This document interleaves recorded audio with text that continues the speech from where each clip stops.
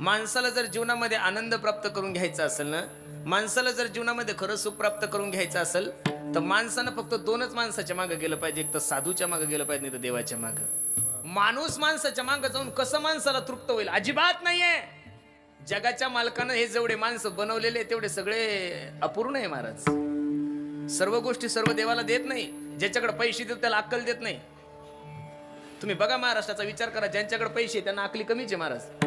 बरेचसे लोक असे ज्यांच्याकडे पैसा आहे त्यांना अक्कल नाही, ज्यांच्याकडे अक्कल आहे त्यांना पैसा नाहीये. ज्यांच्याकडे ज्ञान आहे त्यांच्याकडे सरस्वती नाहीये. सरस्वती ज्याच्याकडे त्याच्याकडे लक्ष्मी नाही, ज्याच्याकडे लक्ष्मी त्याच्याकडे सरस्वती नाहीये. ज्याच्याकडे गुण आहे त्याच्याकडे रूप नाहीये, आणि ज्याच्याकडे रूप आहे त्याच्याकडे गुण नाहीये. देव सर्वांना सगळं कसं देईल? आणि सर्वच गोष्टी जर माणसाला भेटल्या तर माणसाला देवाची किंमतच कळणार नाही. म्हणून देवानं प्रत्येक मनुष्य अपूर्ण ठेवलेला आहे. मग अपूर्ण माणसाच्या मागे जाऊन मनुष्य पूर्णत्वाचं ज्ञान घेऊच शकत नाही. त्याच्यासाठी माणसानं पूर्ण स्वरूप असणाऱ्या जगाच्या मालकाच्या जर मागे गेले तर निश्चित तुम्हाला ते पूर्ण ज्ञान मिळाल्याशिवाय राहणार नाही. म्हणून या आलं तरी या रे लागे